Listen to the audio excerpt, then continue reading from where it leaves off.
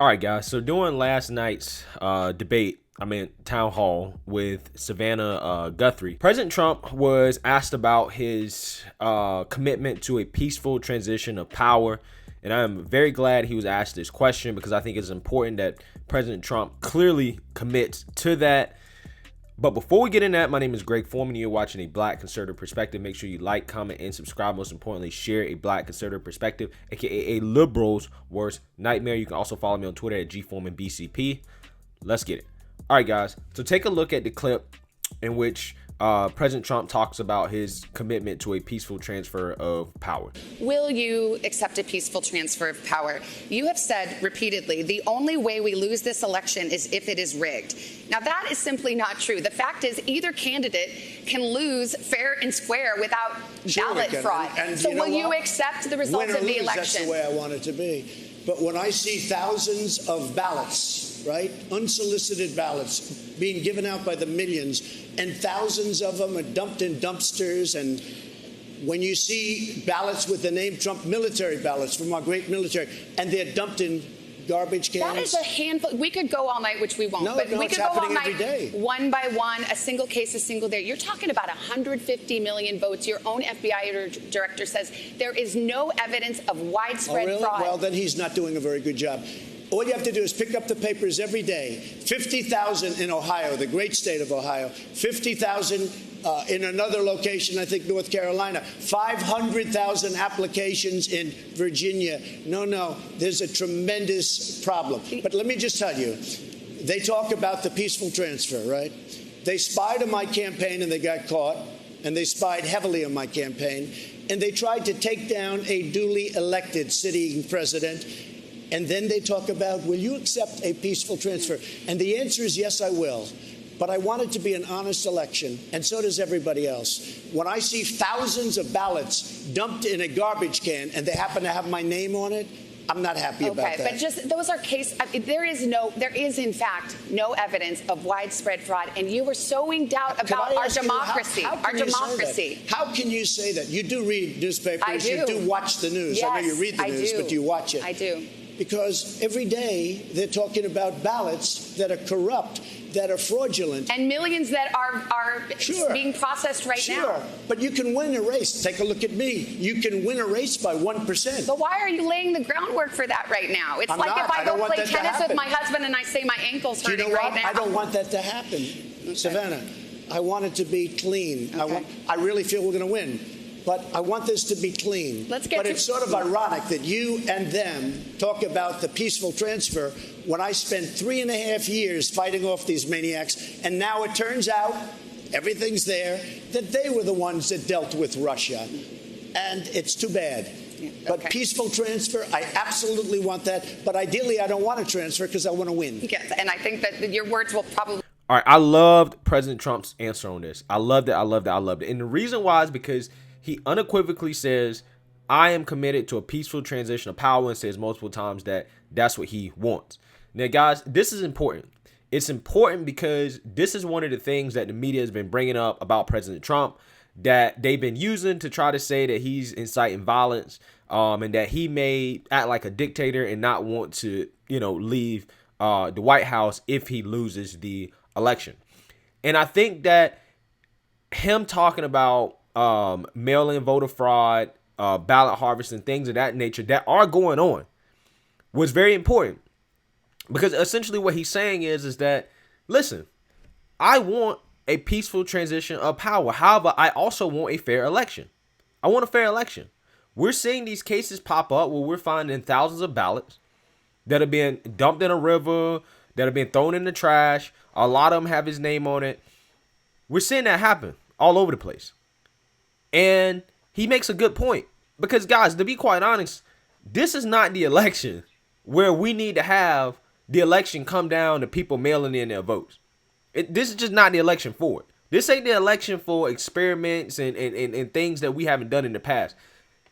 In the past, you had to request an absentee ballot if you're not going to be in your precinct, your district, whatever it's called, during the election, on election day or whatever. And that's the way it should be this year. But instead, they're sending everybody mail-in ballots because of this corona thing instead of telling them to go to the polls.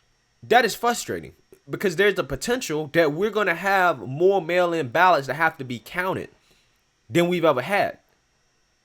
And I'm not sure, and I don't have faith in the government because, again, I don't trust the government to actually accurately count these ballots, one, and then two, to have it done in time to where people are not going to question the legitimacy of the outcome of the election.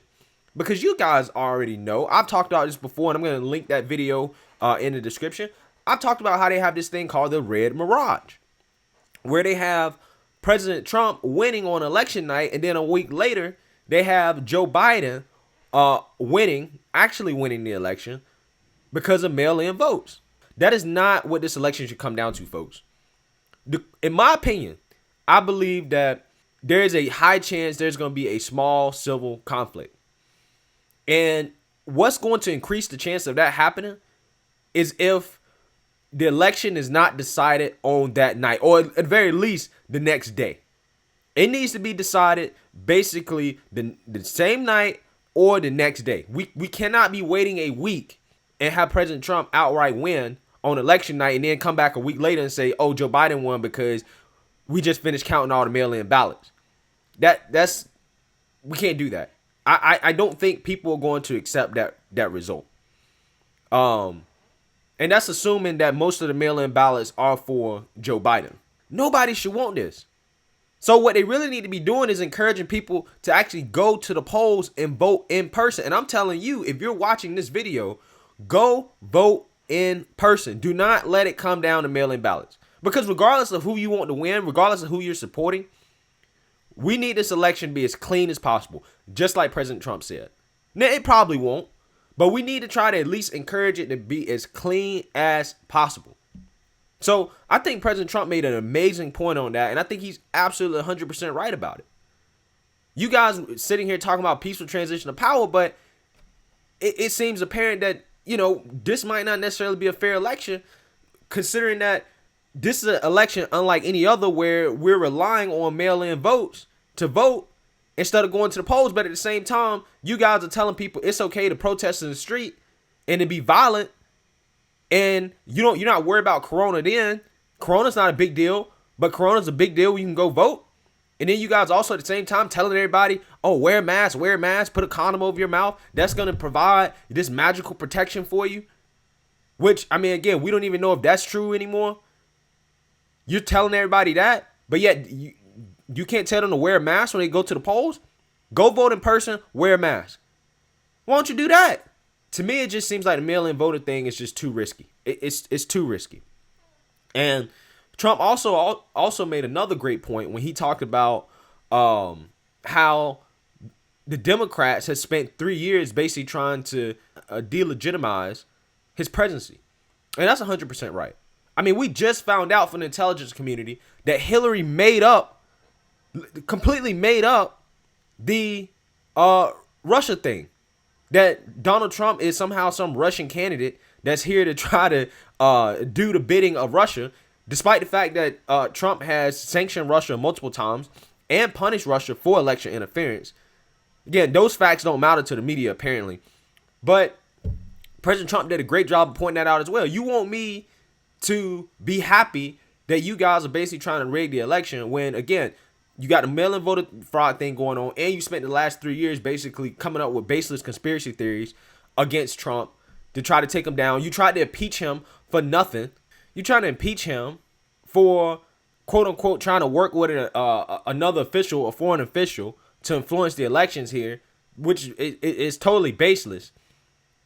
But you got Joe Biden and his son that have closer ties to Ukraine than Trump ever had from a personal standpoint. And Russia, apparently. And China. This is the stuff that's actually going on that the media doesn't want to talk about. They don't want to cover, and then they wonder why we don't trust them. And guys, I was going to cover the conspiracy theory section of this debate. However, I'm afraid that because YouTube is removing certain accounts, but if they talk about a certain group, that I'm going to get my account removed. So I'm not even going to do a video on that. And I really want to. And this is the world we live in. I think President Trump gave a great answer on this. Like I said, I'm skeptical of mail-in voting.